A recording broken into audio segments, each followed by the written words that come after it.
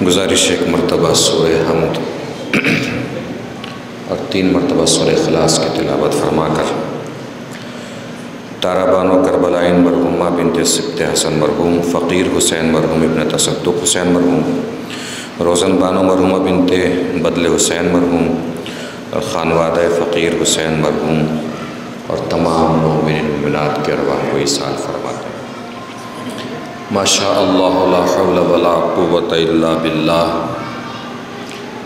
العلی العظیم۔ اعوذ باللہ السمیع العلیم من الشیطان اللعین الرجیم۔ بسم اللہ الرحمن الرحیم۔ الحمد للہ رب العالمین، الصلاۃ والسلام علی اشرف الاولین والآخرین، خاتم النبیین، شفیع المذنبین، رحمۃ للعالمین، الملقب بطٰہٰ و یاسین، مولانا مولا الثقلین، سید الکونین، امام القبلتین، جد الحسن والحسین ابی القاسم محمد،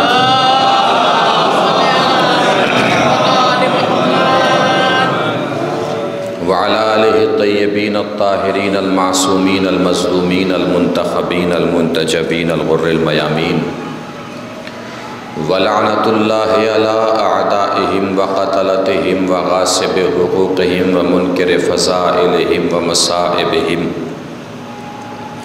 مِنَ الْآنِ إِلَىٰ قِيَامِ يَوْمِ الدِّينِ، أَمَّا بَعْدُ فَقَدْ قَالَ اللَّهُ الْحَكِيمُ فِي الْقُرْآنِ الْكَرِيمِ۔ بسم اللَّهِ الرَّحْمَٰنِ الرَّحِيمِ۔ یا ایہا الناس اعبدوا ربکم الذی خلقکم والذین من قبلکم لعلکم تتقون۔ صلوات پڑھیں بر محمد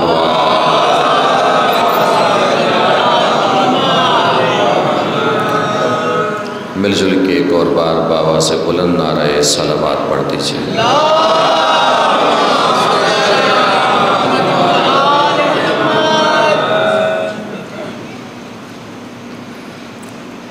مجلس بعنوان ایصال ثواب ہے، اسی لیے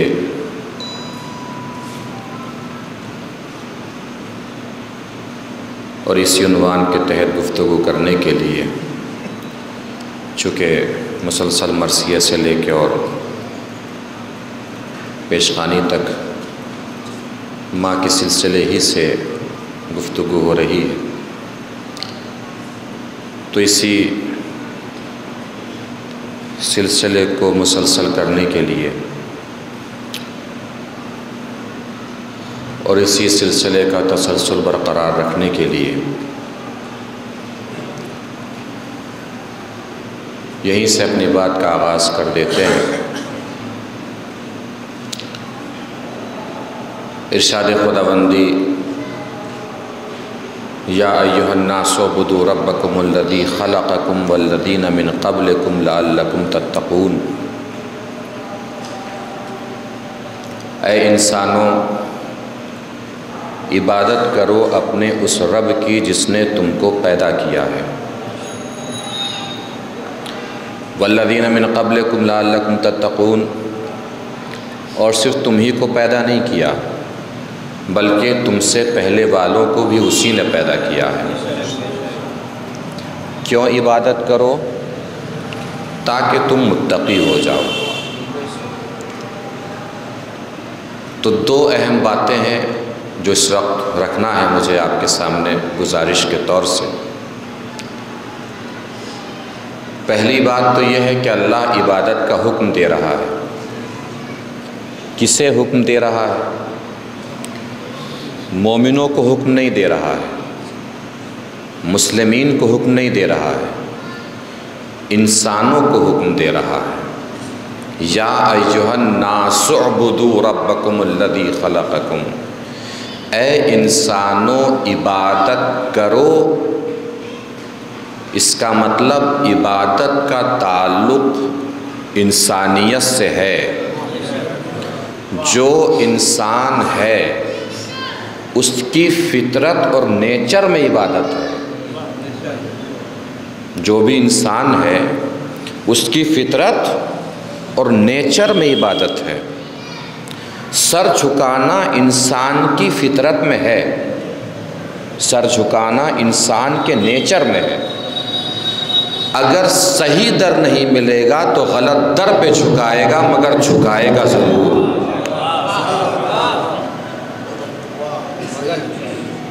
سر جھکانا انسان کی فطرت میں، سمندر کی لہروں سے مرعوب ہو کے سر جھکا دے گا، آگ کی حرارت کی تاب نہ لا کر سر جھکا دے گا، پہاڑوں کی اونچائیوں سے مرعوب ہو کر سر جھکا دے گا، سر جھکائے گا ضرور۔ اگر صحیح خدا نہیں ملا تو غلط خدا کے سامنے جھکائے گا، مگر انسان سر ضرور جھکائے گا۔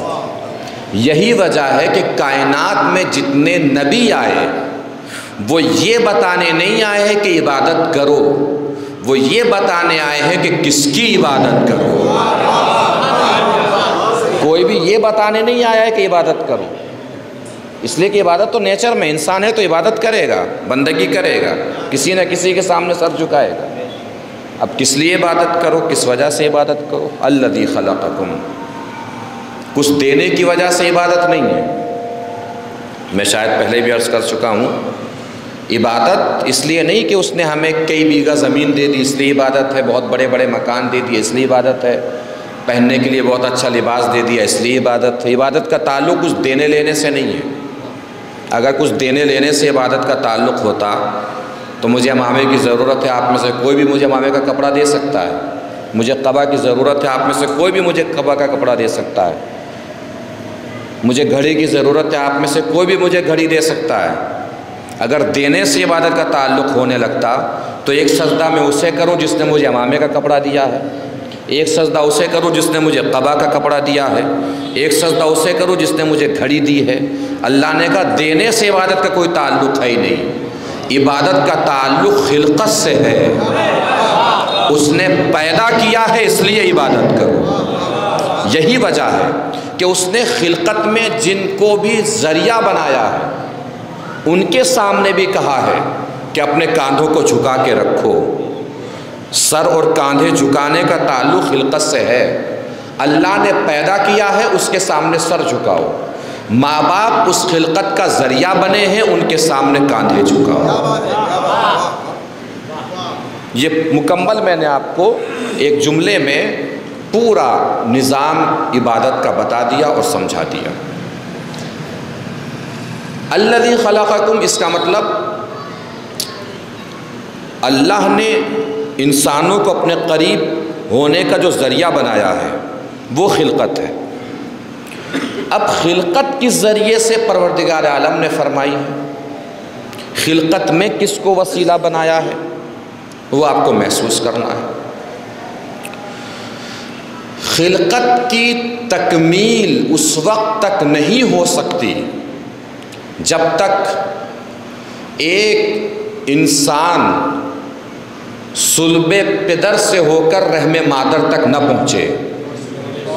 بہت توجہ رکھیے گا عزیزوں، اس وقت تک خلقت کی تکمیل نہیں ہو سکتی۔ اس کا مطلب اللہ نے اپنی صنائیت، اپنی خلاقیت، اپنے فنون خلقت دکھانے کے لیے جس جگہ کو مرکز بنایا ہے اس کو ماں کہتے ہیں۔ خلقت کو وسیلہ کہاں سے ملا ہے؟ بطن مادر کے ذریعے سے۔ اس کا مطلب اللہ نے فن خلقت دکھانے کے لیے جس کو مرکز بنایا ہے اس مرکز کو ماں کہتے ہیں۔ اللہ کی خلقت کے جلووں کی جلوہ گاہ کو ماں کہتے ہیں۔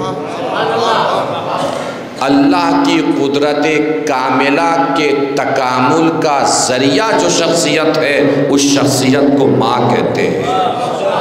ماں اتنی بلند ہے، اتنی بلند ہے، اتنی بلند ہے کہ اپنے کمالات چھپانے پہ اتر آئے تو دربار فرعون میں رہ کے موسیٰ کو پال دیتی ہے۔ توجہ دیجیے گا، ماں اتنی بلند ہے کہ اپنے کمالات چھپانے پہ آئے تو دربار فرعون میں موسیٰ کو پال دیتی ہے، اور ماں اتنی بلند ہے کہ اپنے کمالات دکھانے پہ آئے تو کعبے کی دیوار میں در بنا دیتی ہے۔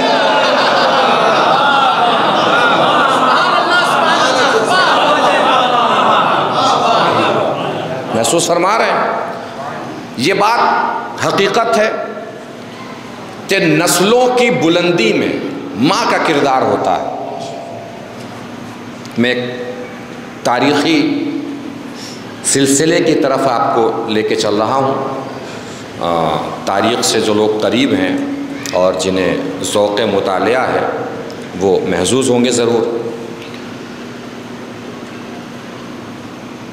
میں نے کیا عرض کیا؟ نسلوں کی بلندیوں میں اور نسلوں کے امتیاز میں ماں کا اہم کردار ہوتا ہے۔ ابن خلدون نے اپنی تاریخ میں لکھا ہے کہ کسی بھی نسل کی 3 مسلسل پشتیں فضیلتوں میں ایک جیسی نہیں ہوتی۔ کسی بھی نسل کی 3 مسلسل پشتیں فضیلتوں میں ایک جیسی نہیں ہوتی۔ شاید اس وجہ سے کہ 3 پشتوں میں مسلسل فضیلتوں میں مائیں برابر نہیں ہوتی۔ محسوس فرما رہے ہیں؟ جب ابن خلدون یہ لکھ رہے ہوں گے تو ان کی نظر میں شاید وہ نسل نہیں ہوگی جس کی ہر پشت میں ایک محمد ہے۔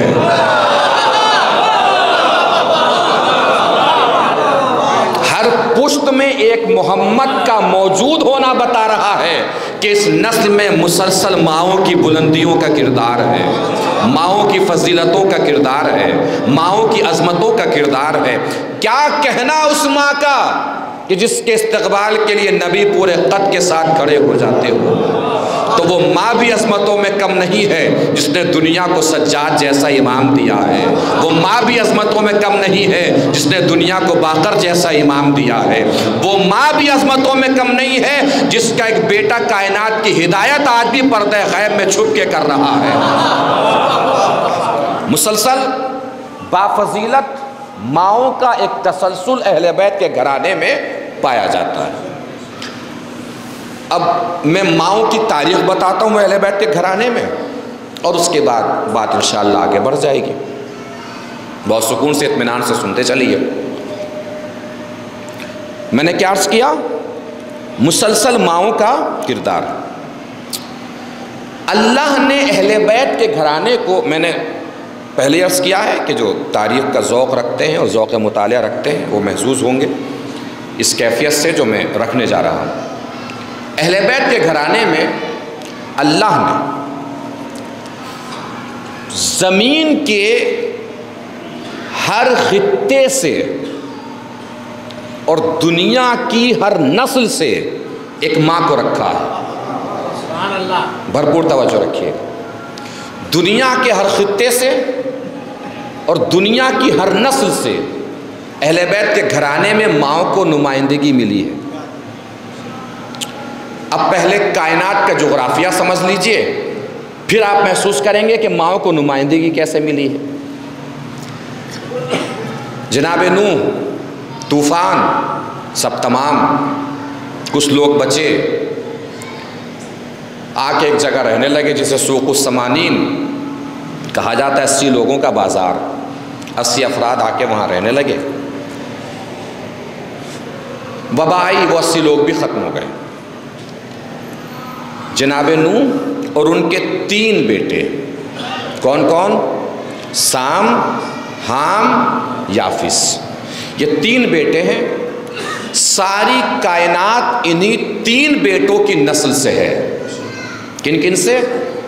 سام، حام، یافس۔ اور جو تاریخ کا مطالعہ کرتے ہیں وہ اس بات کو جانتے ہیں کہ جناب نوح نے ساری زمین اپنے انہی 3 بیٹوں پہ تقسیم کر دی۔ جتنے بھی عربی ممالک ہیں وہ سب سامیون نسل ہیں، سام کی اولاد سے ہیں۔ جتنے بھی عربی لوگ ہیں، عربی ممالک جتنے ہیں وہ سامیون نسل ہیں۔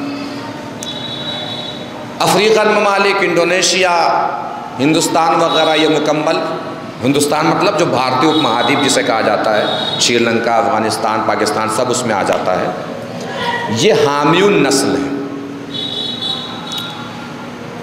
اس کے علاوہ دنیا بھر یہ پوری یافسی النسل ہے۔ ان تینوں کے اجتماع سے ایک اور نسل بنی ہے، آریائی نسل۔ کون سی نسل؟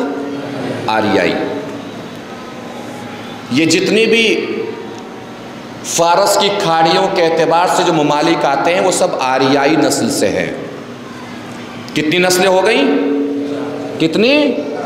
4 نسلیں ہو گئی۔ توجہ سے سنیے گا، میں نے قیاس کیا ہے اہل بیت کے گھرانے میں پروردگار عالم نے دنیا کی ہر نسل اور خطے کی ماں کو نمائندگی دی ہے۔ اب آئیے چلتے ہیں۔ حضرت علی علیہ السلام کی والدہ جناب فاطمہ بنت اسد سامی النسل ہے۔ امام حسن اور امام حسین کی والدہ جناب فاطمہ زہرا۔ یہ میں جتنی بھی گفتگو کر رہا ہوں یہ مادی اعتبار سے، ظاہری اعتبار سے گفتگو کر رہا ہوں، تاریخی اعتبار سے گفتگو کر رہا ہوں۔ جناب فاطمہ زہرا عرب سے ہیں، سامی النسل ہیں۔ آگے بڑھیے۔ امام جعفر صادق علیہ السلام کی والدہ جناب ام فروہ، جناب ام فروہ بھی سامی النسل ہے۔ امام باقر علیہ السلام کی والدہ جناب فاطمہ بنت حسن، یہ بھی سامی النسل ہے۔ کتنے امام ہو گئے؟ 5 امام۔ 5 اماموں کی ماں سامی النسل ہے۔ بھرپور توجہ دیجیے گا۔ اہل بیت کے گھرانے میں ابھی سامی النسل ماؤں کا سلسلہ چل رہا ہے کہ اللہ نے درمیان میں آریائی نسل کی ماں شامل کی۔ اب جو آگے نسل بڑھے گی وہ ماؤں کی طرف سے 2 نسلوں کا امتزاج ہوگی۔ توجہ دیجیے گا، سامی النسل و آریائی نسل۔ 3 اماموں کی ماں آریائی نسل سے ہیں، ایرانی ہیں۔ امام سجاد علیہ السلام کی والدہ جناب شہربانو آریائی ہیں۔ آگے بڑھیے۔ امام علی رضا علیہ السلام کی والدہ جناب نجمہ خاتون آریائی ہیں۔ امام حسن عسکری علیہ السلام کی والدہ جناب حدیثہ خاتون آریائی ہیں۔ کتنے امام ہو گئے؟ 8۔ 5 اماموں کی ماں سامی النسل ہیں، 3 اماموں کی ماں آریائی نسل سے ہیں، 3 اماموں کی ماں حامی النسل ہیں۔ امام موسیٰ کاظم علیہ السلام کی والدہ جناب حمیدہ خاتون حامی النسل ہیں۔ امام تقی علیہ السلام کی والدہ جناب سمانہ خاتون حامی النسل ہیں۔ امام نقی علیہ السلام کی والدہ جناب سبیکہ خاتون حامی النسل ہے۔ کتنے امام ہو گئے؟ 11 امام۔ توجہ نہیں فرمائی شاید آپ نے، میں قیاس کر رہا ہوں۔ سامی النسل ماؤں کی اولاد چل رہی ہیں ابھی، درمیان میں داخل ہوئی آریائی نسل کی ماں، اس کے آگے جو نسل بڑھے گی وہ 2 نسلوں کا امتزاج ہوگی۔ کتنی نسلوں کا؟ 2 نسلوں کا۔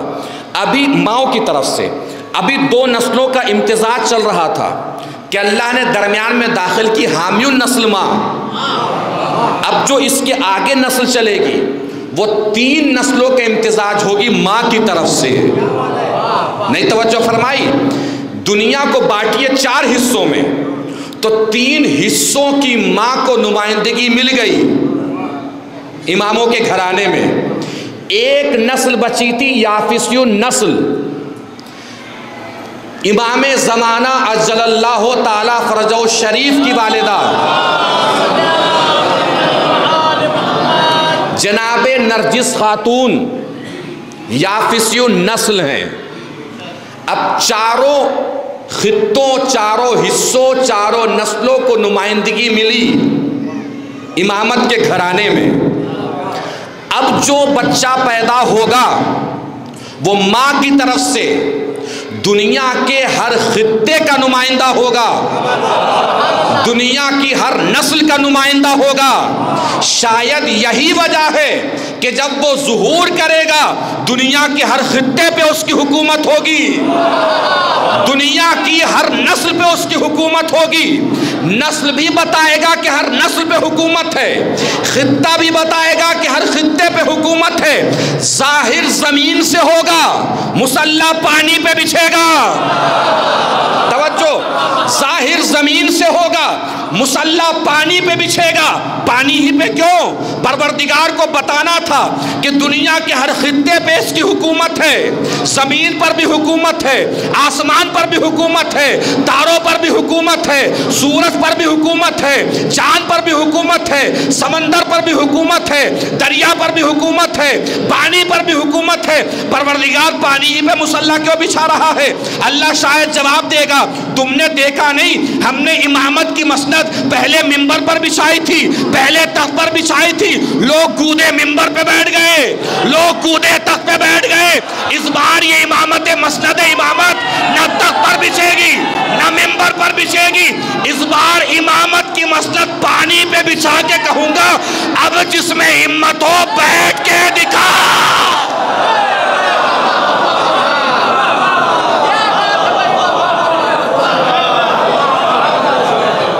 محسوس فرما رہے ہیں؟ توجہ فرما رہے ہیں؟ ہر نسل پہ حکومت۔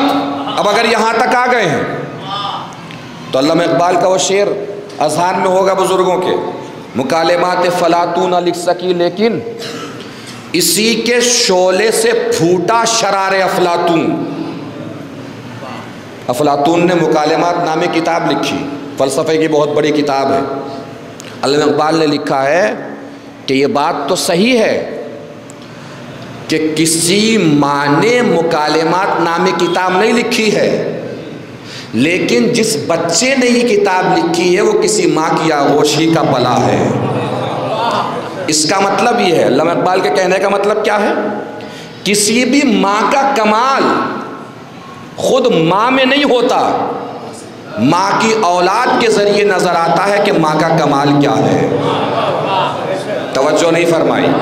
کسی بھی ماں کا کمال خود ماں میں نہیں ہوتا بلکہ اس کی اولاد کے ذریعے سے ماں کا کمال ظاہر ہوتا ہے، اولاد کے ذریعے سے ماں کا کمال ظاہر ہوتا ہے۔ اس کا مطلب اولاد کے کردار میں ماں کے کردار کا اثر آتا ہے، اولاد کے کردار میں ماں کے کردار کا اثر آتا ہے۔ کسی بھی اولاد کے کردار کی بلندی میں ماں کی تربیت کا اہم حصہ ہوتا ہے۔ یہی وجہ ہے کہ وہ شخصیت جس کے قبضہ قدرت میں قدرت الہی سمٹی ہوئی تھی وہ بھی عباس جیسے بیٹے کے لیے ام البنین جیسی ماں ڈھونڈ رہا تھا، وہ بھی عباس جیسے بیٹے کے لیے ام البنین جیسی ماں تلاش کر رہا تھا۔ کیا تلاش کر رہا تھا؟ عباس جیسے بیٹے کے لیے ام البنین جیسی ماں تلاش کر رہے ہیں۔ کون تلاش کر رہے ہیں؟ مولا کائنات تلاش فرما رہے ہیں۔ کیا فرما رہے ہیں؟ کیا فرما رہے ہیں؟ کیا بول رہے ہیں؟ کہ مجھے عباس جیسا بیٹا چاہیے۔ تلاش کسے کر رہے ہیں؟ ماں کو تلاش کر رہے ہیں۔ یعنی مولا کائنات نے بھی بتایا، توجہ، مولا کائنات نے بھی بتایا کہ اگر اولاد بلند کردار چاہیے تو ماں بلند کردار تلاش کرو۔ اگر اولاد بلند کردار چاہیے تو ماں بلند کردار تلاش کرو۔ اور کیا کہہ کے تلاش کیا ام البنین کو؟ کہ مجھے بہادر خاندان کی بیٹی چاہیے، مجھے بہادر خاندان کی بیٹی چاہیے، مجھے بہادر خاندان کی بیٹی چاہیے۔ یا علی سیدھے سیدھے کہیے نا مجھے بہادر عورت چاہیے، یہ گھما پھرا کے کیوں بول رہے ہیں مجھے بہادر خاندان کی بیٹی چاہیے؟ بھئی فصیح و بلیغ وہی ہوتا ہے جس کے کلام میں نہ ایک لفظ کم ہو نہ ایک لفظ زیادہ ہو۔ علی وہ جو رب فصاحت و بلاغت ہے، وہ علی فرما رہا ہے کہ مجھے بہادر خاندان کی بیٹی چاہیے، یا علی سیدھے سیدھے کہیے نا بہادر عورت چاہیے؟ علی جواب دیں گے مجھے بہادر عورت نہیں چاہیے، مجھے میدان میں لڑنے تھوڑی بھیجنا ہے۔ یعنی علی نے بتا دیا کہ ماں کا کمال یہ نہیں ہے کہ میدان میں لڑنے آئے، بلکہ ماں کا کمال یہ ہے کہ آغوش میں ایسا بیٹا پالے جو کسی میدان سے نہ بھاگے۔ ایک صلوات پڑھیں مل جل کے بر محمد و آل محمد۔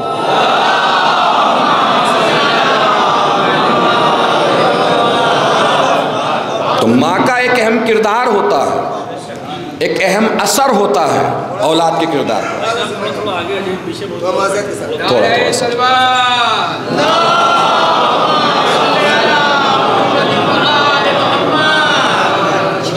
تشریف لیں، تھوڑا سا آگے بڑھ جائیے، تھوڑا سا آگے بڑھ جائیے۔ نعرہ صلوات،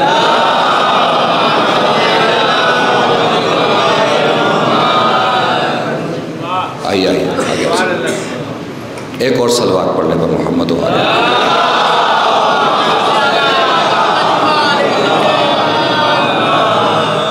بہت بڑا اثر ہوتا ہے اولاد کے کردار میں، باپ کے خون کا بھی اثر ہوتا ہے، ماں کی تربیت کا اثر بھی ہوتا ہے، باپ کا کردار بھی اولاد میں اثر انداز ہوتا ہے، ماں کا کردار بھی اولاد میں اثر انداز ہوتا ہے۔ اور بڑا مشہور ترین واقعہ ہے، ہر ہفتے آپ لوگ سنتے ہوں گے وہ واقعہ، جمعہ کے خطبوں میں پڑھا جاتا ہے، مجالس میں پڑھا جاتا ہے، مقدس اردبیلی کا واقعہ کون نہیں جانتا، سب کا سنا ہوا ہے۔ ایک سیب کھا لیا تھا،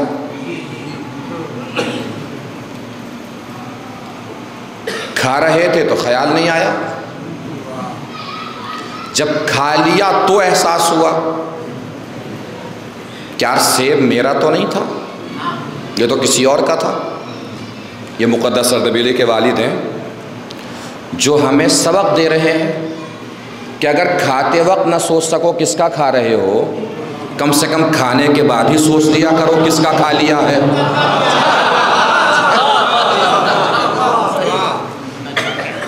چلے کہ اجازت دے دیجئے، انہوں نے کہا ٹھیک ہے میری طرف سے اجازت ہے، کوئی مسئلہ نہیں ہے۔ وہ اجازت لے کے پلٹے تو اجازت دینے والے جاگے، واپس بولا ہے کہ بھائی صاحب سنیے، کہ جی بتائیے، کہ بھیا بات ایسی ہے کہ اس باغ کا میں اکیلا مالک نہیں ہوں، کہ پھر کہ میرے بھیا بھی شریک ہیں، وہ نجف میں رہتے ہیں، کہ مجھے کیوں بتا رہے ہیں؟ کہ اس لیے بتا رہا ہوں کہ میں باغ کا اکیلا مالک نہیں ہوں، تو اس کا مطلب اس سیب کا بھی میں تنہا مالک نہیں ہوں، تو میری طرف سے آدھے سیب کی اجازت ہے،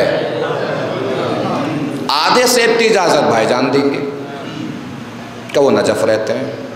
یہ چل دی ہے نجف، ایران سے جا رہے ہیں اردبیل سے نجف، ویسے بھی آپ سرچ کریں گے تو 1200-1300 کلومیٹر کا فاصلہ ہے اردبیل اور نجف کے درمیان، 1200-1300 کلومیٹر کا فاصلہ ہے۔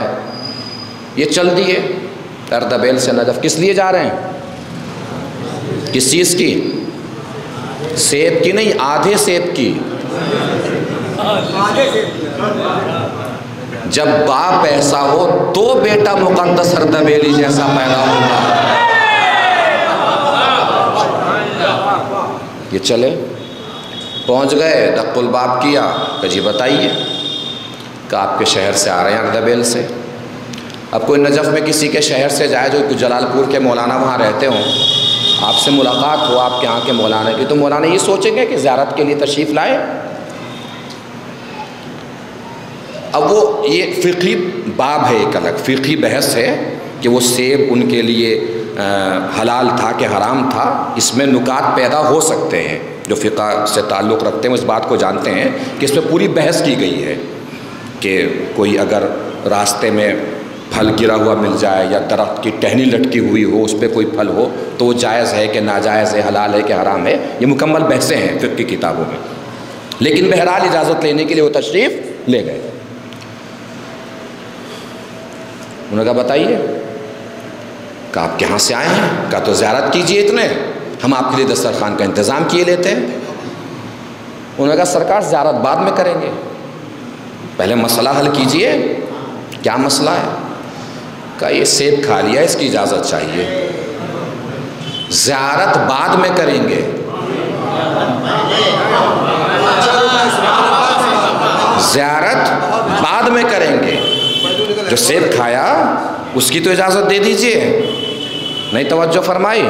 مقدس اردبیلے کے والد نے ہمیں پھر سبق دیا، مولا کے دربار میں بعد میں جائیے، پہلے جو حرام کھایا ہے اسے حلال تو کر لیجئے۔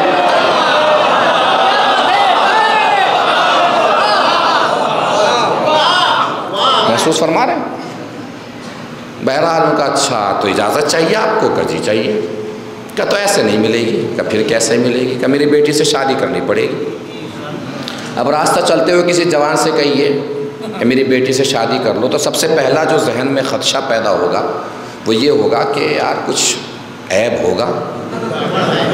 ایسے کون کہہ دیتا ہے جی میری بیٹی سے شادی کر لو؟ ان کے ذہن میں بھی یہی آیا۔ اب انہوں نے سوچا کہ یار اگر کوئی عیب ہے بھی، توجہ، کتنے دن کی بات ہے؟ 20 سال، 30 سال، 40 سال، 50 سال، یا تو یہ اللہ کو پیاری ہو جائیں گی یا ہم سدھار جائیں گے، بات تمام۔ لیکن یہ سیب ہمیں قبر میں بھی پریشان کرے گا، محشر میں بھی پریشان کرے گا، پورے صراط پر بھی پریشان کرے گا۔ کہ سرکار کر لیں گے شادی؟ کہ سوچ لو میری بیٹی میں کئی عیب ہیں۔ انہوں نے دل میں سوچا، ہم تو پہلے سے ہی سوچے بیٹھے ہیں، مگر کہا سرکار کر لیں گے شادی، چونکہ اب قبر کے ادھر کی بات نہیں ہے، قبر کے ادھر کی بات ہے، کر لیں گے شادی۔ کہ سوچ لو میری بیٹی اپاہج ہے، چل نہیں سکتی، گونگی بہری ہے، نہ بول سکتی ہے نہ سن سکتی ہے، نابینا بھی ہے، دیکھ بھی نہیں سکتی۔ کہ کوئی مسئلہ نہیں سرکار کر لیں گے شادی۔ شادی ہو گئی، یہ پہنچے تو جا کے دیکھا وہاں منظر ہی بدلا ہوا ہے، نہ اپاہج ہے، نہ گونگی بہری ہے، نہ نابینا ہے، یہ پریشان۔ یہ جو رخصت ہو کے آئی ہیں یہ کون ہوں گی؟ یہ تو مقدس اردبیلے کے باپ ہوں گے۔ یہ جو رخصت ہو کے آئی ہیں یہ کون ہوں گی؟ ماں۔ باپ کا کردار دیکھا ہے نا، اب ماں کا کردار دیکھیے، تاکہ پتہ چلے کہ جب ایمان سے ایمان ملتا ہے تو نسل کیسی پیدا ہوتی ہے۔ انہوں نے کہا پریشان لگ رہے ہیں؟ کہ پریشان ہونے والی بات تھی کہ آپ کے ابا حضور نے کچھ اور بتایا تھا یا منظر کچھ اور ہے؟ تو کیا بتایا تھا؟ تو بتایا تھا آپ اپاہج ہیں، گونگی بہری ہیں، نابینا ہے۔ کہ بالکل صحیح کہا تھا، آپ سمجھ نہیں پائے۔ صحیح کہا تھا، آپ سمجھ نہیں پائے۔ کہ تو آپ سمجھائیے کیا کہا تھا؟ کہ کیا کہا تھا میرے ابا حضور نے؟ کہ میں اپاہج ہوں، بالکل اپاہج ہوں، چونکہ زندگی گزر گئی ہے، کبھی اللہ کی مرضی کے بغیر ایک قدم گھر سے باہر نہیں نکالا۔ اور کیا کہا تھا؟ نابینا ہوں، بالکل نابینا ہوں، زندگی گزر گئی ہے، نہ کسی نامحرم نے مجھے دیکھا ہے، نہ کسی نامحرم کو میں نے دیکھا ہے۔ کیا کہا تھا؟ گونگی بہری ہوں، بالکل صحیح کہا تھا، اس لیے کہ زندگی گزر گئی ہے، نہ کبھی کسی کی غیبت کی ہے، نہ کبھی کسی کی غیبت سنی ہے۔ جب اتنی پاکیزہ اولاد میرے باپ کو ملی تو میرے باپ پریشان ہوئے، گئے مولا کائنات کے دربار میں، یا علی بیٹی آپ کے صدقے میں ملی ہے، اتنی مومنہ بیٹی ملی ہے، داماد کہاں سے تلاش کروں؟ جس سے بھی کہوں گا اپنی پسند کا لڑکا لا کے کھڑا کر دے گا۔ یا علی جب بیٹی آپ کے وسیلے سے ملی ہے تو داماد بھی آپ ہی دلائیے۔ جب بیٹی آپ کے وسیلے سے ملی ہے تو داماد بھی آپ ہی دلائیے۔ جب آپ آئے میرے گھر پر آدھے سیب کی اجازت لینے کے لیے تو میرے بابا سمجھ گئے آپ آدھے سیب کی اجازت لینے نہیں آئے، بلکہ میرے مولا علی نے داماد بنا کے میرے دروازے پر بھیجا۔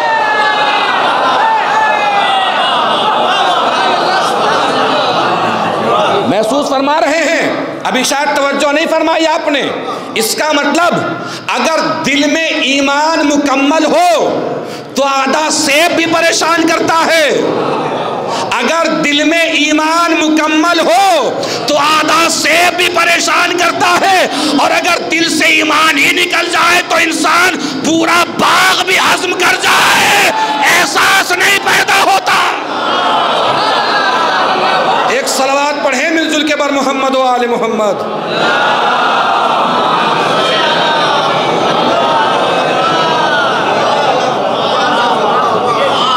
ماں کا بہت اہم کردار ہوتا ہے، اور اسی طریقے سے باپ کا بھی بہت اہم کردار ہوتا ہے، اور بڑا مشہور جملہ ہے خطیب اکبر مرزا محمد اطہر صاحب کا، وہ فرمایا کرتے تھے کہ اگر ایک ہی کردار میں باپ کے خون کا اثر اور ماں کی تربیت کا اثر دونوں دیکھنے ہوں تو کربلا میں عباس کو دیکھو۔ جملہ پہنچے تو پوری طاقت سے بتانا ہے، اندر بیٹھے ہو یا باہر۔ اگر ایک ہی کردار میں باپ کے خون کا اثر اور ماں کی تربیت کا اثر دونوں دیکھنے ہوں تو کربلا میں عباس کو دیکھو، 30,000 یا 3 لاکھ یا 9 لاکھ کے لشکر سے دریا چھڑانا باپ کے خون کا اثر تھا، اور دریا پہ قبضہ کر کے بھی پیاسا پلٹ آنا یہ ماں کی تربیت کا اثر تھا۔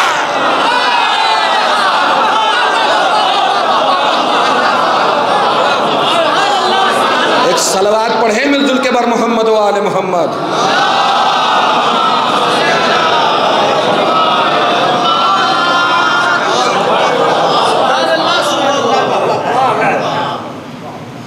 تو ہر صفت حسنہ پر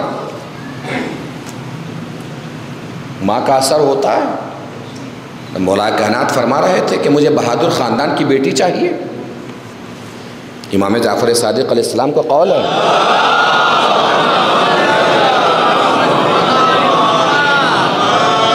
کہ صالح نیک اور اچھا خاندان تلاش کر کے رشتے کیا کرو، اس لیے کہ خاندانی اثرات اولاد میں آتے ہیں،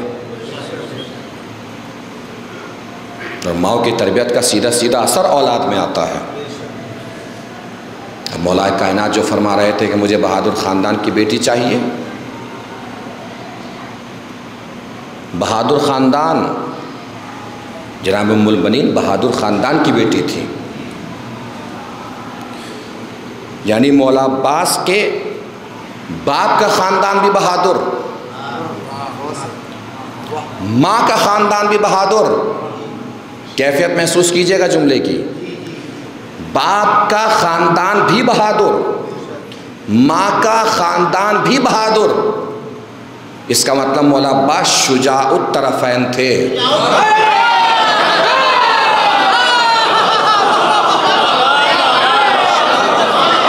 عباس شجاع الطرفین تھے، باپ کا خاندان بھی بہادر، ماں کا خاندان بھی بہادر تھا۔ جناب مولا عباس کے نانا کا نام عرب کے بہادر اپنی بہادری کا اظہار کرنے کے لیے اپنی تلواروں پہ لکھا کرتے تھے۔ مولا عباس کے نانا کا نام پر نانا کا نام عرب کی تلواروں پہ عرب کے بہادر اپنی بہادری کو معتبر بنانے کے لیے اپنی تلواروں پہ لکھا کرتے تھے۔ توجہ ہی نہیں فرمائی آپ نے۔ اس کا مطلب دو طریقے کی تلواریں ہمیں دکھائی دی، ایک زمین والی تلوار، ایک آسمان والی تلوار۔ زمین والی تلواروں پر عباس کے ننیالیوں کا نام لکھا دیکھا ہے، آسمان کی تلواروں پر عباس کے ددیالیوں کا نام لکھا دیکھا ہے۔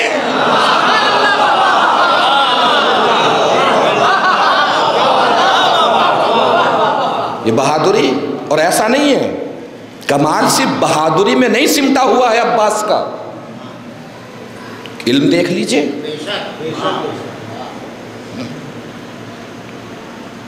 بیٹھے ایک طرف آغوش میں کہ بیٹا بولو ایک، علم کے اساس کیا ہے اور علم کا مقصد کیا ہے؟ علماء کرام تشریف فرما ہے، ہر علم کا مقصد معرفت ہے، معرفت نہ ہو تو علم ہی نہیں رہتا ہے۔ علم کے ذریعے سے ہمیں عرفان تک پہنچنا ہے، علم کے ذریعے سے ہمیں معرفت تک پہنچنا ہے۔ یہی وجہ ہے کہ جن کے پاس صرف علم رہ جاتا ہے ان کے اندر غرور پیدا ہوتا ہے، اور جب کسی کا علم عرفان پا لیتا ہے اس کے اندر تواضع پیدا ہو جاتی ہے، انکساری پیدا ہو جاتی ہے۔ جہاں بھی آپ غرور اور تکبر دیکھیں گے تو سمجھ لیجئے صرف علم ہی علم ہے، علم عرفان کی منزلوں کو طے نہیں کر پایا ہے۔ علم جیسے ہی عرفان تک پہنچے گا انسان کے اندر تواضع پیدا ہو جائے گا، انکساری پیدا ہو جائے گی، اس لیے کہ اسے اس بات کا ادراک ہو جائے گا کہ علم مجھے میری وجہ سے نہیں ملا ہے، کسی نے دیا ہے تو علم میرے پاس آیا ہے۔ علم کا مقصد، علم کی منزل کیا ہے؟ عرفان، معرفت، پہچاننا، اپنے آپ کو پہچاننا، مخلوقات خدا کو پہچاننا، اس کائنات کو پہچاننا، اور اس کائنات کے ذریعے سے خدا تک پہنچنا اور خدا کو پہچاننا۔ ہر معرفت کی اصل اور اساس کیا ہے؟ خدا کی معرفت۔ علم کی اساس، علم کی بنیاد اور علم کا مقصد معرفت ہے، اور ہر معرفت کی بنیاد اور مقصد خدا کا عرفان ہے، خدا کی معرفت ہے۔ اب خدا کی معرفت دیکھیے، بیٹا بولو ایک، کہ جی بابا ایک، کہ بیٹا آپ بولو دو، کہ بابا جس زبان سے ایک بول چکا ہوں اس زبان سے دو کیسے بولوں؟ اب پوری طاقت سے پڑھنے جا رہا ہوں، پوری طاقت سے سننا ہے۔ حضرت عباس کی معرفت جتنی جس کے دل میں اتری ہوئی ہو اس کے لہجے سے پتہ چلنا چاہیے، بولتے ہوئی زبانوں سے پتہ چلنا چاہیے، اٹھے ہوئے ہاتھوں سے پتہ چلنا چاہیے کہ مولا عباس کی عظمت کو کتنی بلندی پہ جا کے سلام پیش کر رہے ہیں۔ توجہ آخری پر تک، ہو سکتا ہے آواز کبریائی ہو، اے عباس تم نے میری توحید پر یقین لاتے ہوئے ایک کے بعد دو کہنے سے انکار کیا ہے، تم نے میری توحید کا احترام کرتے ہوئے ایک کے بعد دو کہنے سے انکار کیا ہے، تو میں خدا بھی وعدہ کرتا ہوں کہ اب قیامت تک بس ایک عباس ہوگا، دوسرا عباس نہیں ہوگا۔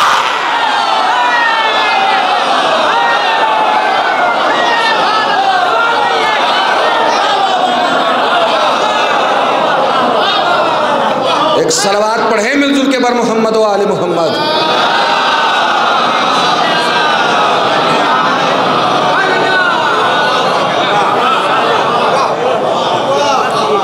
اور معرفت کا اظہار کیسے ہوتا ہے؟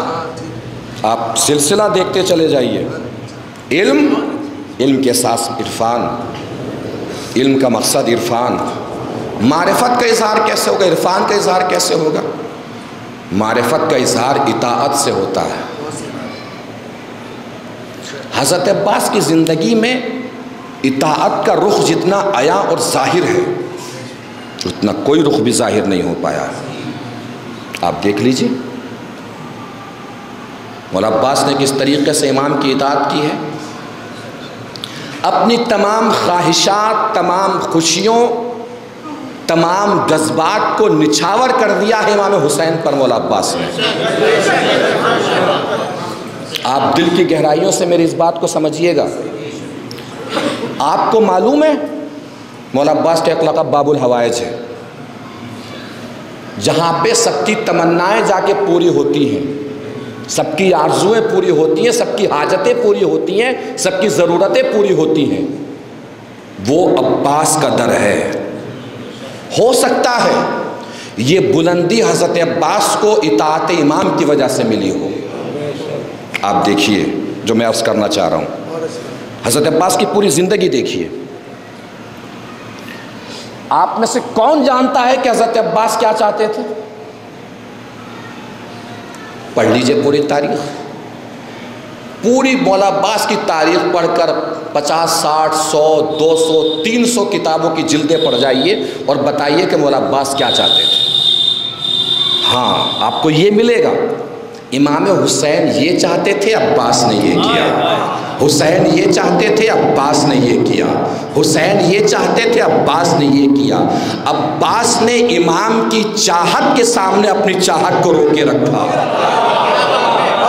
خود کی آرزوؤں کو پیچھے رکھا، خود کی چاہت کو پیچھے رکھا، خود کی حاجتوں کو پیچھے رکھا، امام کی خواہشات کے حضور سر پر سجود رہے، امام کی تمناؤں کے سامنے سر پر سجود رہے، سر تسلیم خم کیے رہے۔ مولا عباس، اب خدا نے یہ انعام دیا مولا عباس کو کہ تم زندگی بھر اپنی تمناؤں کو امام کی اطاعت پہ نثار کرتے رہے، میں اللہ تمہارے دروازے کو باب الحوائج بنا دوں گا۔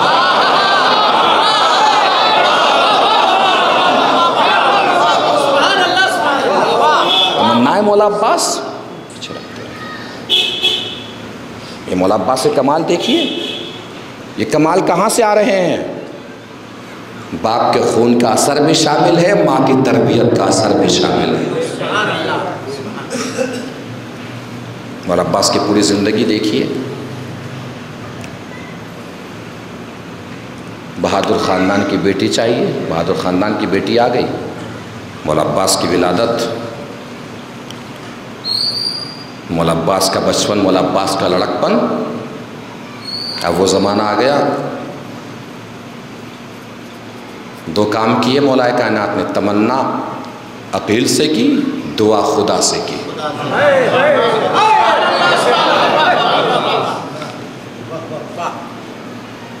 وقت آ گیا کہ مولا نے دیکھا کہ آج دیکھو تو صحیح میری دعا پوری کتنی ہوئی ہے۔ مارے کا صفین کہ بیٹے جانا ہے، کہ بابا جائیں گے، کیسے نہیں جانا، چہرے پہ نقاب اوڑھ کے جانا ہے، کہ جی بابا چہرے پہ نقاب اوڑھ کے جائیں گے۔ مولا عباس پہنچے، عالم یہ تھا میدان میں جب حضرت عباس پہنچے ہیں، پہلی صف دوسری صف پہ الٹ رہی تھی، دوسری صف تیسری صف پہ الٹ رہی تھی، قلب لشکر میمنے پہ گر رہا تھا، میمنہ میسرے پہ اچھل رہا تھا۔ لفظ بھی سنتے ہیں تو سنیے گا، مولا عباس کی شجاعت کا میدان میں اثر یہ تھا، سر تن چھوڑ کے بھاگ رہے تھے،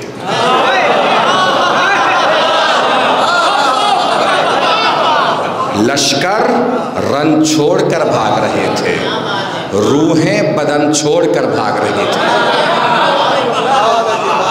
جدھر سے بھی حضرت عباس گزر رہے تھے، ہر طرف سے یہی آواز آ رہی تھی، علی آ گئے، علی آ گئے، علی آ گئے۔ کمال ملاحظہ کیجئے، کمال محسوس فرمائیے۔ آپ ماشاءاللہ جلال پور سے آپ کا تعلق ہے، بچپن سے جوانی، جوانی سے ضعیفی، فرش ازاہی پہ گزر جاتی ہے۔ خطابت کے آپ نے 50 سال میں 500 رنگ دیکھے ہیں۔ خطیب کی آیت سے لے کے مصائب پہنچنے تک آپ کو پتہ رہتا ہے کہاں بھٹکا ہے، کہاں اٹکا ہے، کہاں جانا تھا، کہاں پہنچ گیا، کہاں پہنچنا تھا، کہاں نکل گیا۔ ہوتا ہے کہ نہیں ہوتا؟ جیسے خطابت ایک فن ہے، ایسی سماعت بھی ایک فن ہے۔ احترام میں آدمی کچھ بولے نہ الگ بات ہے، پتہ سب کو سب رہتا ہے، خبر سب کو سب رہتی ہے کہ کہاں کیا ہونا تھا، کہاں کیا ہو گیا ہے۔ ہوتا ہے نا، سماعت ایک فن ہے۔ آپ اتنے فنکار ہیں، عرب کے لوگ پتہ ہے کتنے فنکار تھے؟ قافلے آ کے ٹھہرتے تھے، سوتے تھے جب رات میں تو اکثر چادر کے نیچے سے پیر نکل جاتا ہے، پیر ظاہر ہو جاتا ہے۔ عرب کے لوگ اتنے فنکار ہوا کرتے تھے کہ پیر دیکھ کے بتا دیتے تھے کہ ان میں سے باپ کا پیر کون سا ہے، بیٹے کا پیر کون سا ہے، چچا کا پیر کون سا ہے، دادا کا پیر کون سا ہے۔ نہیں دل کیا مولا عباس کے شجاعت کو داد دینے کا؟ عرب کے اتنے فنکار لوگ بھی جنگ صفین میں عباس کے حملے کو دیکھ کے سمجھ نہیں پائے کہ علی لڑ رہے ہیں کہ عباس لڑ رہے ہیں۔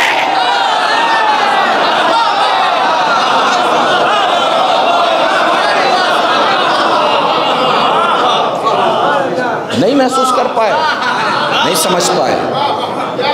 ادھر علی کے لبوں پہ مسکراہٹ دوڑ گئی کہ آج میری دعا پوری ہو گئی۔ کہ یا علی کیسے پتہ چلا دعا پوری ہو گئی؟ کہ تم نے دیکھا نہیں نقاب چہرے پہ آنے سے فضیلت گھٹنے کے بجائے بڑھ گئی؟ تم نے دیکھا نہیں نقاب چہرے پہ آنے سے فضیلت گھٹنے کے بجائے بڑھ گئی؟ کہ یا علی سمجھ میں نہیں آیا؟ کہ سمجھنا ہو تو یوں سمجھو کہ اہل بیت کے گھرانے میں یہ رسم ہے کہ جب بھی نقاب چہرے پہ آنے سے فضیلت گھٹنے کے بجائے بڑھے تو سمجھ لیا جاتا ہے کہ دعا پوری ہو گئی۔ کہ یا علی اب بھی سمجھ میں نہیں آیا؟ کہ کھل کے سمجھنا ہو تو یوں سمجھو شب عزت جب میرے چہرے پہ نقاب آئی لوگوں نے مجھے نبی سمجھا، آج عباس کے چہرے پہ نقاب آئی لوگوں نے اسے علی سمجھا۔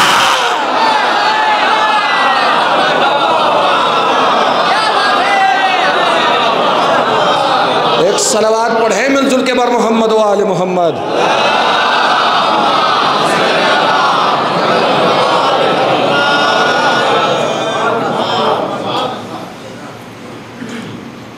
تو ماں اور باپ کا اثر حضرت عباس کے قدم قدم پہ دکھائی دیتا ہے۔ امام کی اطاعت کا جو پہلو مولا عباس سے کردار سے آیا ہوتا ہے، اطاعت کا جو نور ساتے ہوتا ہے، اطاعت کے جو روشنی چھن چھن کے نکلتی ہے، اور یہ اطاعت کے سلسلے سے مولا عباس کا کربلا کے میدان میں عظیم جملہ ہے۔ شاید مجھے یاد ہے کہ واقعہ شاید میں پڑھ چکا ہوں پہلے، مگر پھر بھی سن لیجئے گا۔ سننا ایسے ہی جیسے پہلی بار سن رہے ہیں۔ کربلا کے میدان میں مارد آیا تھا ایک لشکر شام میں، مرثی وغیرہ میں اکثر نام سنا ہوگا آپ نے، مارد، جو لوگ مرثی وغیرہ پڑھتے ہیں، مارد 90 سال کی عمر تھی، 90 یا 95 سال کی، اور حضرت عباس کی عمر کتنی تھی؟ 32 سال۔ تو حضرت عباس کے اعتبار سے تو عمر میں تیگنا تھا، تو ایک 90 اور 95 سال کے آدمی کے سامنے 30-32 سال کا آدمی تو کم سی نہیں ہوا، بہت تجربے کار تھا۔ جب مولا عباس آئے ہیں کربلا کے میدان میں تو عالم سب جانتے ہیں کیا عالم تھا میدان کا۔ مارد نے چلا کے اور چیخ کے آواز دی کہ شمر تو یہ کیسے کیسے لوگ جمع کر کے لایا ہے، ایک کمسن ان سے نہیں سنبھالا جا رہا۔ وہ 90 سال کا تھا، 95 سال کا تھا، مولا عباس 32 سال کے تھے، کمسن نہیں سنبھالا جا رہا ہے۔ ابھی تک جتنی بھی گفتگو میں نے کی ہے اس کا خطابت سے کوئی لینا دینا نہیں ہے، جو کتاب میں لکھا ہے بس وہی سنا دے رہا ہوں آپ کو، اور یہ واقعہ بھی وہی سنا رہا ہوں جو کتاب میں لکھا ہے، جو وہاں سے پڑھا ہے وہی آپ کو سنا دے رہا ہوں، مگر کیفیت محسوس کیجیے گا واقعے کی۔ پہنچے مولا عباس زیر و زبر میدان،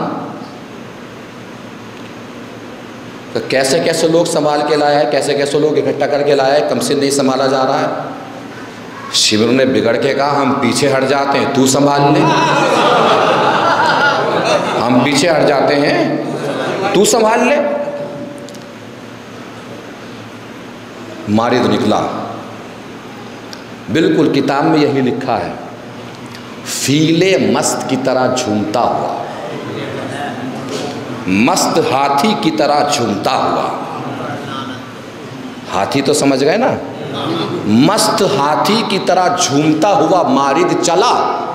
اس بیچارے کو پتہ ہی نہیں تھا کہ جس کے مقابلے پر مست ہاتھی کی طرح جھومتا ہوا جا رہا ہے وہ شیر خدا کا شیر ہے۔ چلا ہے، پہنچا ہے، اس کے ہاتھ میں ایک نیزہ تھا، طویل نیزہ۔ نیزے دو طرح کے ہوتے ہیں، دستی نیزے اور طویل لمبے نیزے۔ اب نیزہ دستی ہو یا طویل ہو، مارا ایسے ہی جائے گا، یا ایسے جائے گا یا ایسے مارا جائے گا۔ نیزہ تھا طویل، چمکتا ہوا نیزہ اس کے ہاتھ میں۔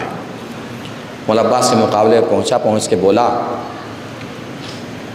3 جملے کہے مارد نے، اور پھر 3 جواب سنیے گا اس کے، اور مولا عباس کے عرفان کو سلام کیجیے گا، مولا عباس کی بلندی کو سلام کیجیے گا۔ قریب پہنچا، قریب پہنچ کے کہا کہ میں تمہیں اس چمکتے ہوئے نیزے سے ڈرا رہا ہوں. پہلا جملہ کیا کہا؟ میں تمہیں اس چمکتے ہوئے میرے سامنے سے ہٹ جاؤ. میں کسی پہ اتنا رحم نہیں کرتا، تمہاری کمسینی کی وجہ سے تم پہ رحم کر رہا ہوں. 2 جملے. تیسرا جملہ، یا اگر نہ ہٹو تو میری اطاعت میں آ جاؤ، بچ جاؤ گے. کتنے جملے ہو گئے؟ اب جواب سنیے. بہت آہستہ سے پڑھوں گا مگر سننا آہستہ سے نہیں ہے. جیسے ہی مارد نے کہا کہ میں تمہیں چمکتے ہوئے نیزے سے ڈرا رہا ہوں، مولا عباس نے فرمایا علی کا بیٹا ہوں، نیزہ مجھ سے ڈرتا ہے، میں نیزے سے نہیں ڈرتا.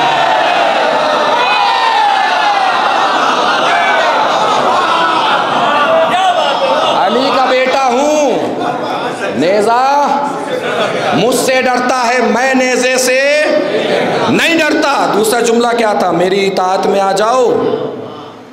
مولا نے فرمایا حسین کی اطاعت میں ہوں، اور جو حسین کی اطاعت میں ہوتا ہے کسی اور کی اطاعت میں نہیں جاتا. اب تیسرا جملہ تاریخ کے عمق اور گہرائی کو پرکھتے ہوئے سننا ہے. جو گہرائی تک پہنچ جائے وہ مجھے بتا دے کہ کیا چیز اور کیا منظر نظر آ رہا ہے. کیا کہا تھا اس نے؟ میں کسی پہ اتنا رحم نہیں کرتا، تمہاری کمسنی پہ رحم کر رہا ہوں. مولا عباس نے ثقیفہ اور کربلا کو ایک کر دیا. مولا عباس نے فرمایا کمسنی پہ رحم کرنے کی ضرورت نہیں ہے، تجھے پتہ نہیں ہے بہت سے کمسن بہت سے بوڑھوں سے بہت افضل ہوتے ہیں.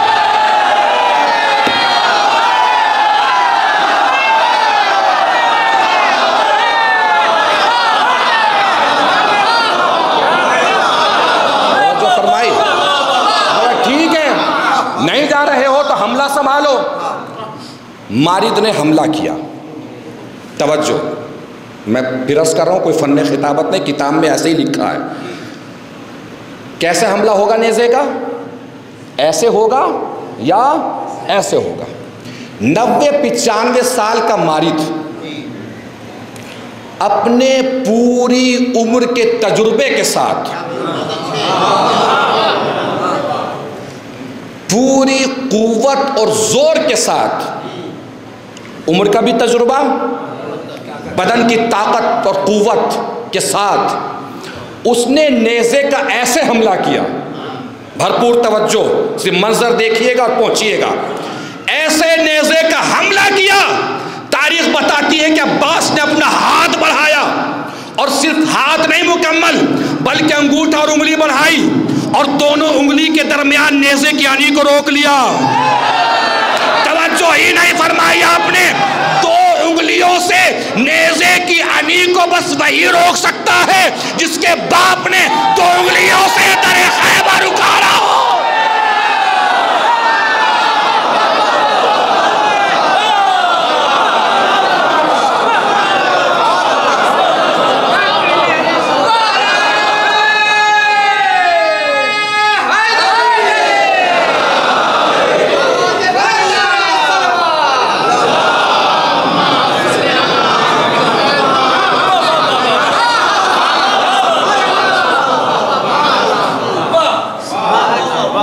محسوس فرما رہے ہیں؟ نیزے کی آنی کو پکڑا اور پکڑ کے اچھالنا شروع کیا، آہستہ آہستہ. اتنا اچھالا کہ نیزہ کمان بن گیا. مارد نے سوچا کہ اگر تھامے رکھا میں نے قبضے کو نیزے کے تو نیزے کے ساتھ کہیں میں نہ اچھل جاؤں. اس نے نیزے کو چھوڑ دیا. تاریخ بتاتی ہے کہ حضرت عباس نے اسی کے نیزے سے اس کی سواری پہ حملہ بولا. اس کی سواری سوار سمیت نیچے گری. سواری تو گئی جان سے. جیسے ہی وہ زمین پہ گرا، کون؟ مارد. اس کے پیچھے اس کا غلام کھڑا تھا. مارد کے پیچھے اس کے پاس ایک گھوڑا تھا جس کا نام تاویہ تھا. کیا نام تھا؟ تاویہ تھا. غلام نے سوچا کہ میں جلدی سے آگے بڑھوں اور اپنے آقا کو گھوڑا دوں تاکہ اس پہ سوار ہو کر یہ مقابلہ کر سکے. جیسے ہی تاویہ لے کے وہ آگے بڑھا، مولا عباس کی نظر تاویے پہ پہنچی، کمر کو دیکھا، پیروں کو دیکھا، آنکھوں کو دیکھا اور اپنے گھوڑے سے جست لگائی، تاویہ کو اپنے قبضے میں لیا اور تاویہ کا رخ مولا حسین کے خیمے کی طرف موڑ دیا۔ شمر نے پیچھے سے آواز دی، کوئی عباس کو جاتے ہوئے نہ روکے، اس نے ہم سے وہ گھوڑا واپس لے لیا جو ہم نے حسن سے چھینا تھا۔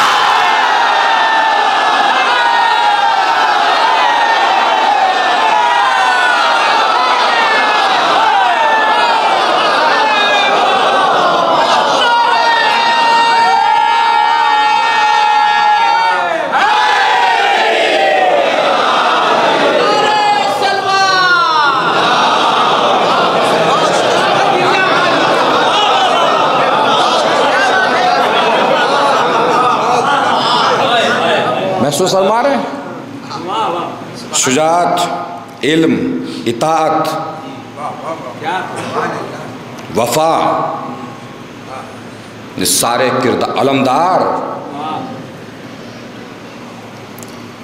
کوئی بھی کردار بولیے، کوئی بھی صفت بولیے، ذہن میں عباس ہی آئے گا۔ وفا بولیے، کوئی آئے گا مولا عباس کے سوا اور؟ علمدار بولیے، کوئی آئے گا اور مولا عباس کے سوا ذہن میں؟ اطاعت، کوئی آئے گا مولا عباس کے سوا اور؟ شجاعت، کتنے لفظوں کو بدل دے کے گئی ہے عباس کی ذات۔ لغت کو ان لفظوں کے مفاہیم نہ ملتے اگر عباس کی شخصیت نہ ہوتی، کسی لغت کو ان لفظوں کے معنی نہ ملتے اگر عباس کا کردار نہ ہوتا۔ اور یہ کردار آیا کہاں سے ہے؟ باپ کے خون کا اثر، ماں کی تربیت کا اثر جو کربلا میں ہمیں نظر آ رہا ہے عباس کے صورت۔ ماں بڑی عظیم نعمت ہوتی ہے، جن کے پاس ہے وہ اللہ کا شکر ادا کریں کہ ماں جیسی عظیم شخصیت ہے جسے اللہ نے دنیا میں اس کے سر پر پھیلی ہوئی دھوپ کو سایہ بنانے کے لیے رکھا ہے۔ محبت کی وہ دائمی تصویر ہے ماں، جس کے اوپر بس ایک ہی تصویر ہے، اللہ کی ذات، اور کوئی نہیں ہے۔ اللہ کتنی محبت کرتا ہے بندوں سے، اس کے لیے اللہ نے ماں کو اپنی اس صفت محبت کا مظہر بنایا۔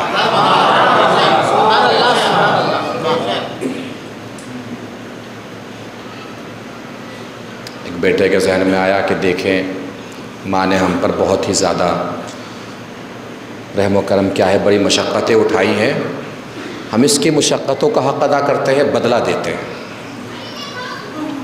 آیا، پہلی سیلری ملی ہوگی، پیسہ ہاتھ میں آیا۔ اب پیسہ ہاتھ میں آتا ہے تو ہر انسان آپے میں نہیں رہتا، پیسہ آنے کے بعد بھی انسان آپے میں رہے تو اس سے 2 سجدے شکر کے اور زیادہ کرنے چاہیے۔ ماں کے پاس آئے کہ ماں تم نے بڑی محنت کی ہمیں پالنے میں، میں چاہتا ہوں کہ تمہارا بدلہ دو۔ میں نے کہا بیٹے ایسی کوئی ضرورت نہیں ہے، میں نے اس لیے تھوڑی محنت کی ہے کہ تم سے بدلہ لوں گی۔ کہا نہیں میں دینا چاہتا ہوں، یہ پیسے رکھو۔ کہا نہیں اپنے پاس رکھے رہو۔ کہا نہیں رکھو ماں، میں بدلہ دینا چاہتا ہوں تمہاری محبت کا، تمہاری مشقت اور محنت کا۔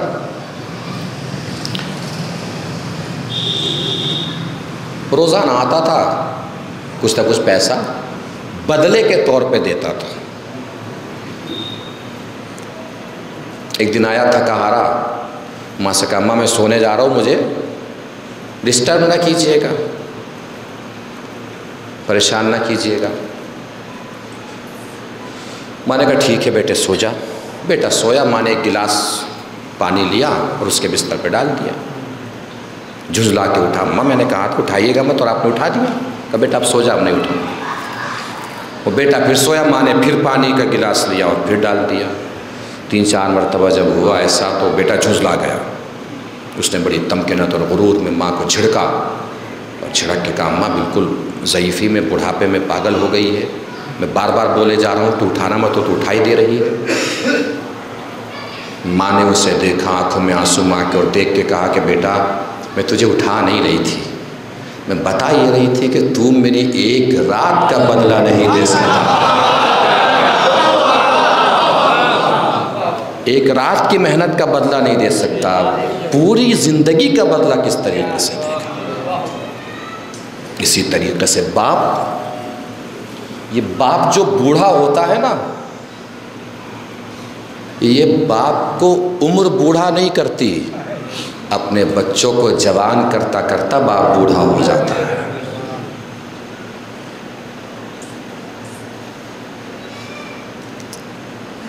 یہ باپ جو ضعیف اور بوڑھے سے لگتے ہیں,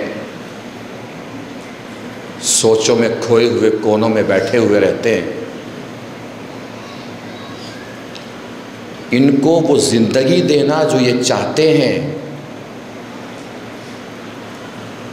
یہ اولاد کے لیے واجب اور ضروری ہے.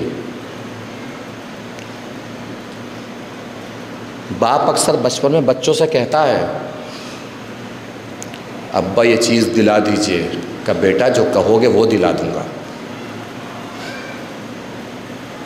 ابا مجھے یہ نہیں یہ پہننا ہے, کہ بیٹا تیری مرضی جیسا پہن. اور جب باپ ضعیف ہو جاتا ہے تو بیٹا اپنی خواہشوں کے مطابق باپ کو چلانا چاہتا ہے. باپ کی عزت اور باپ کا احترام یہ نہیں ہے کہ آپ انہیں اچھے کپڑے پہنا دیں اور سجا کے دھجا کے کونے میں اور معاشرے میں جلوس کی طریقے سے نکال دیں اور لوگوں کو بتائیں کہ دیکھو ہم نے باپ کو کتنے اچھے طریقے سے رکھا ہوا ہے. باپ کے مزاج, ان کی خواہش اور ان کی جذبات کے اعتبار سے ان کو زندگی دینا, یہ اصل میں باپ کا احترام ہے.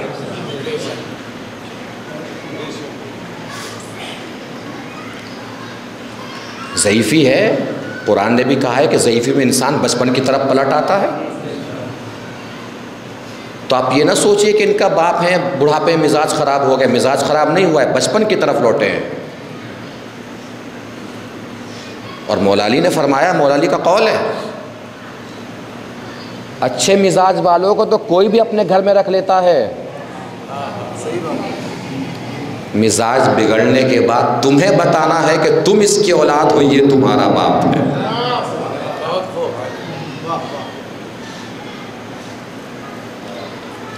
باپ تھا,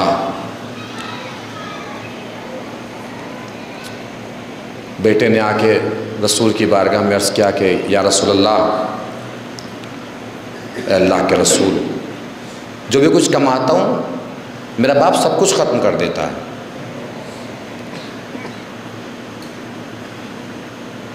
رسول نے بلا لیا. باپ شعر کہتا ہوا چلا. باپ نے رسول کے سامنے آ کے اپنی ساری جو بھی اضطرابی کیفیت تھی بیان کی. رسول نے کیا فرمایا؟ رسول نے یہ فرمایا بیٹے کو دیکھ کے, تو بھی اور تیرے پاس جو کچھ بھی ہے اسی باپ کی وجہ سے ہے. اگر یہ باپ نہ ہوتا تو نہ تو ہوتا, نہ تیرے پاس جو ہے وہ ہوتا. تو جس کے سر پہ بھی ماں باپ کا سایہ ہے وہ ان کا احترام کریں, عزت کریں, اور سایہ سروں سے جن کے اٹھ گیا ہے وہ مغفرت کی دعا کریں. ایسے امور انجام دیں کہ جو وسیلہ اور ذریعہ بنے ماں باپ کی مغفرت کا اور ماں باپ کی بخشش کا. بس عزیزو میری بات تمام ہو گئی, یہیں تک مجھے لے کے آنا تھا. ماں اور باپ بہت عالی کردار ہوتے ہیں. کتنی مشقتیں اٹھا کے باپ اولاد کو پالتا ہے, کتنی مشقتیں سہ کے ماں اولاد کو پالتی ہے.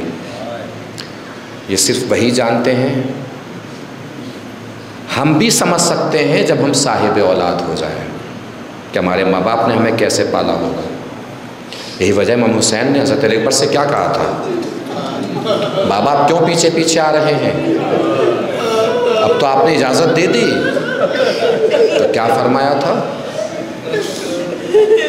علی اکبر کاش کہ تو صاحب اولاد ہوتا۔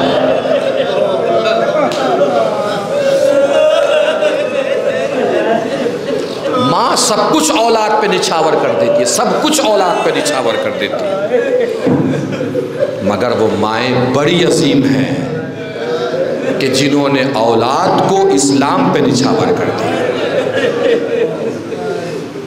دیکھیے کربلا کی مائیں کتنی عظیم ہیں، کربلا کی مائیں۔ امام حسین جب خیام میں ٹہل رہے تھے، شب عاشور دیکھ رہے تھے، تو کیسے کیسے منظر سامنے آئے ہیں۔ کوئی ماں اپنے 2 بچوں کو سامنے کھڑا کر کے بول رہی تھی، اونا محمد کل کوئی جانثاری میں کمی نہ آ جائے ورنہ زینب تمہارا دودھ نہیں نوشے۔ کوئی ماں اپنے جوان بیٹے کو سامنے کھڑا کر کے بول رہی تھی، بیٹا اکبر مجھے اپنے بابا کی ماں کے سامنے شرمندہ نہ کر دینا۔ اور ایک منظر تو اتنا جانکا اور المناک تھا کہ تاریخ بھی اپنے دامن میں اس منظر کو سمیٹتے ہوئے سسکیاں لے رہی ہوگی، جس میں ایک ماں اپنے بچے کا جھولا جھلاتے جھلاتے بول رہی تھی، اے بیٹا علی اصغر تیرے رہتے حسین پہ کوئی آنچ نہ آ جائے۔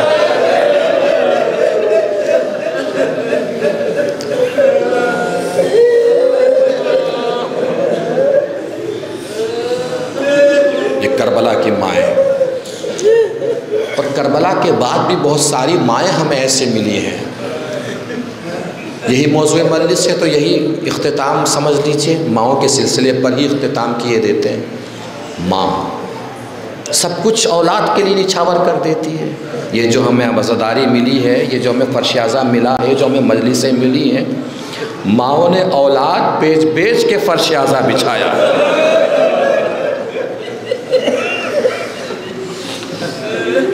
محرم کا چاند نمودار ہو رہا ہے، پریشان ہے، گھر میں ٹہل رہا ہے۔ زوجہ نے پوچھا کیوں پریشان ہے؟ کئی سال مجھے لگ رہا ہے چاند تو آ گیا، شاید حسین کی ماں میرے گھر میں نہیں آ پائے گی۔ کس وجہ سے لگ رہا ہے؟ کوئی اسباب ہی مہیا نہیں ہے۔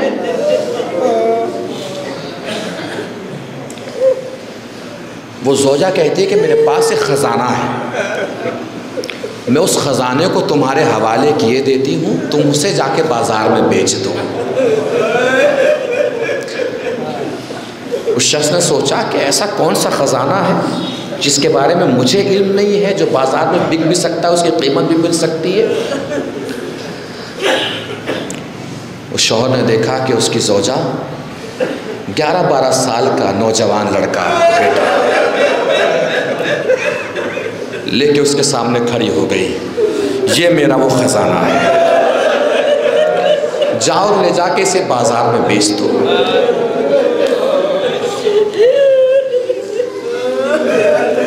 باپ کا دل دھڑکا، تڑپا بھی،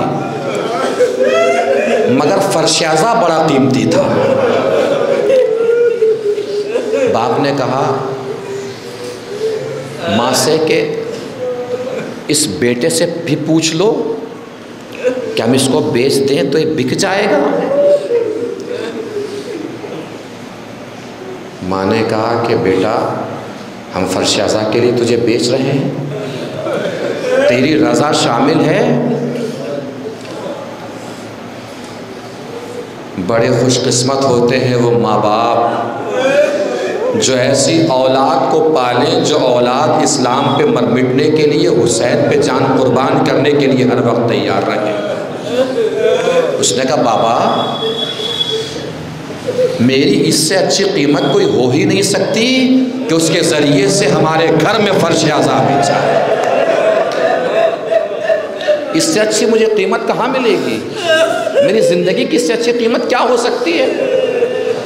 باپ لے کے چلا بازار میں، شام ڈھل رہی ہے، سورج مغرب کی اوٹ میں چھپا جا رہا ہے، سیاہی چھائے جا رہی ہے، اس کا دل مرجھایا جا رہا ہے، پریشان ہے کہ کوئی ابھی تک خریدار نہیں ملا۔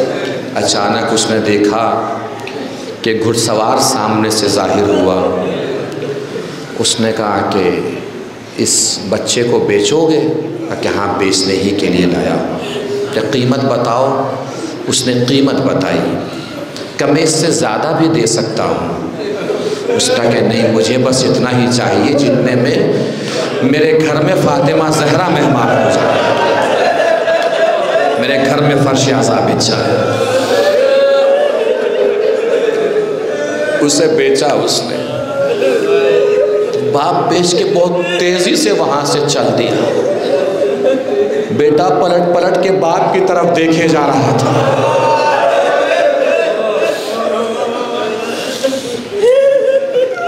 باپ نگاہوں سے اوجھل ہو گئے۔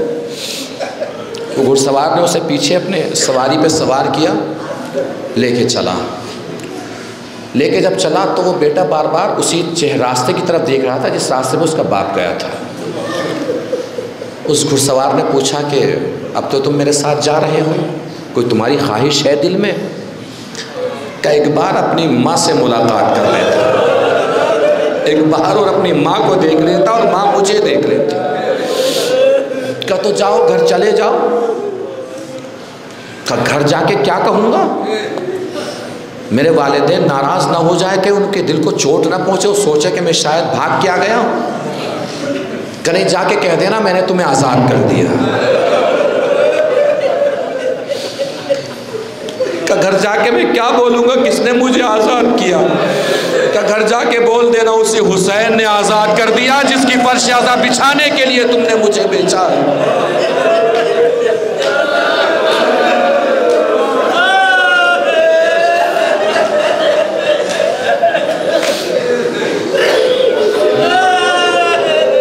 یہ ماؤں کا سلسلہ چلتا رہا، یہ فرش اعظم، یہ مجلس، یہ روزہ ہے حسینی، سب ماؤں کی قربانیاں دکھاتے ہیں۔ ماؤں کی قربانیوں کا مظہر ہے۔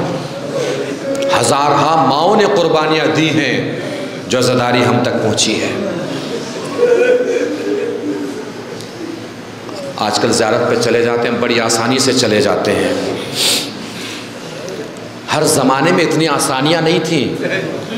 ایک زمانہ وہ بھی تھا جب بادشاہ کی طرف سے اعلان عام تھا کہ روضہ حسین کی زیارت اگر کسی کو کرنا ہے تو تنہا نہ آئے، دو لوگ آئیں، ایک قتل ہوگا، دوسرا روضے کی زیارت کے لیے جائے گا۔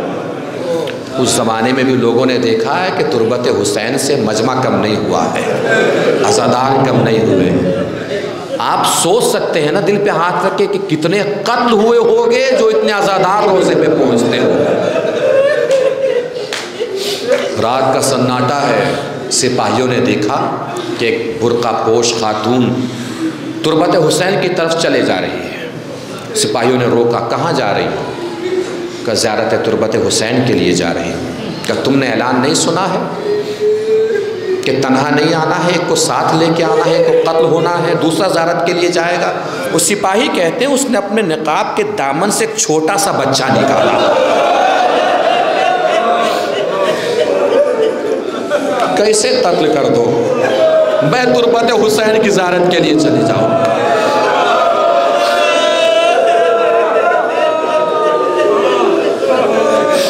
دیکھ رہے ہیں ماؤں کا کردار اور ماؤں کا دل، عزادار ماؤں کا کردار، مومنہ اور متقی ماؤں کا دل دیکھ رہے ہیں۔ انہوں نے اپنے بچے قربان کیے ہیں جو دین اور اسلام اور مذہب اور عزاداری ہم تک پہنچی ہے۔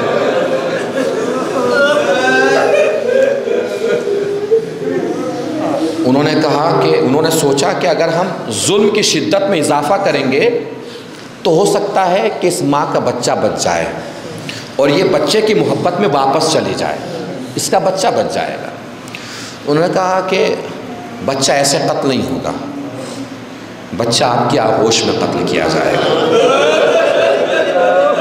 کہ کوئی بات نہیں، میری آغوش حسین کی آغوش سے بہتر تو نہیں۔ وہ سپاہی کہتے ہیں کہ ہم نے ماں کے سامنے ان کے بچے کو قتل کرنا شروع کیا، اس وقت بھی ماں اپنے بچے کو نہیں دیکھ رہی تھی، تربت حسین کی طرف دیکھ رہی تھی۔ اور جب بچہ قتل ہو گیا، سنیے گا جملہ، بچہ جب قتل ہوا تو اس ماں نے بچے کو دیکھا اور دیکھ کے کہا میرے لال مجھ سے کوئی شکایت نہ کرنا، مجھ سے کوئی گلہ اور شکوہ نہ کرنا، روز محشر میرا دامن نہ پکڑنا، اے میرے لال مجھے معاف کر دینا، اے میرے لال اس لیے کہ تجھے معلوم ہے کہ اگر تو اس قابل ہوتا کہ چل کے تربت حسین تک جا سکے تو تیری ماں قتل ہو جاتی، تجھے تربت حسین کی زیارت کے لیے بھیج دیتی۔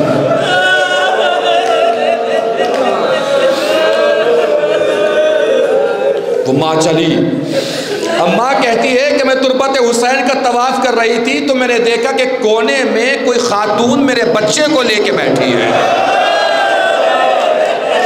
میں نے سوچا ابھی میرا بچہ میری نگاہوں کے سامنے قتل ہوا ہے، شاید شدت غم کی وجہ سے میرا بچہ مجھے دکھائی دے رہا ہے، میں نے جلدی سے طواف مکمل کیا، باہر نکلی تو پیچھے سے اس خاتون کی آواز آئی، اے بی بی اپنے بچے کو لے کے نہیں جاؤ گی؟ کہ میرا بچہ تو میری نگاہوں کے سامنے قتل ہو گیا تھا، یہ کس کا بچہ ہے؟ کہ تمہارا ہی بچہ ہے، کہ تمہارے پاس کیسے آیا؟ کہ تمہیں یاد نہیں ہے تم نے اس بچے کو حسین کے صدقے میں مانگا تھا، ہم جو حسین کے صدقے میں دیتے ہیں واپس نہیں لیتے۔ کبھی بھی آپ کون؟ کہ میں حسین کی ماں فاطمہ زہرا اپنے بچے کو لے کے چلی جا۔ اے بی بی کربلا کے میدان میں بھی کوئی آ کے ام رباب سے بولتا کہ لے لے اپنے 6 مہینے کے علی اصغر کو واپس لے لے۔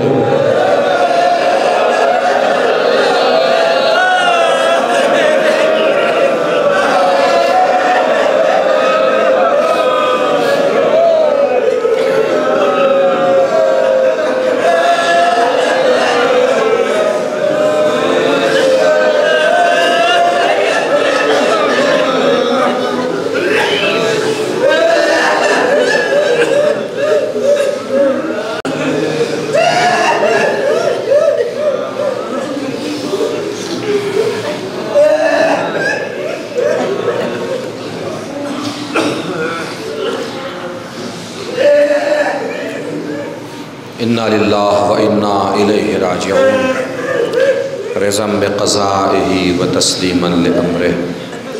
ہمارے اللہ اس مجلس سے عزا فرش عزا عشق عزا کا جو بھی ثواب تو نے معین اور مقرر فرمایا ہو اس سے مرحومہ کی روح کو شاد و آباد فرما، مرحومہ کو جوار معصومین میں جگہ عنایت فرما، مرحومہ کے درجات کو بلند فرما، گناہ کبیرہ و گناہ صغیرہ کو معاف فرما، بارہ جو بھی آزاد پریشان حال ان کی پریشانیوں کو دور فرما، جو مقروض ان کے قرضوں کو ادا فرما، جو بغیر کسی خطا کے مقید ہے انہیں قید سے رہائی دلا، جو بیمار ہیں انہیں شفا کاملہ و عاجلہ عنایت فرما، پرچم اسلام کو سر بلند فرما، پرچم کفر و نفاق کو سر نگو فرما، مقامات مقدسہ کی حفاظت فرما، علماء کرام کی حفاظت فرما، مراجع کرام کی حفاظت فرما، امام آخر کے ظہور میں تعجیل فرما، اور ہم سب کو اس قابل بنا کے بعد ظہور ہم امام کے انصار و آوان میں شمار ہو سکیں۔ گزارش ہے 1 مرتبہ سورہ حمد اور 3 مرتبہ سورہ اخلاص کی ایک بار اور تلاوت فرما کر تارہ بانو کربلائن مرحومہ بنت سبط حسن مرحوم، فقیر حسین مرحوم ابن تصدق حسین مرحوم، روزن بانو مرحومہ بنت بدل حسین مرحوم اور خانوادہ فقیر حسین مرحوم اور تمام مومنین و مومنات کی ارواح کو ایصال فرما دیں۔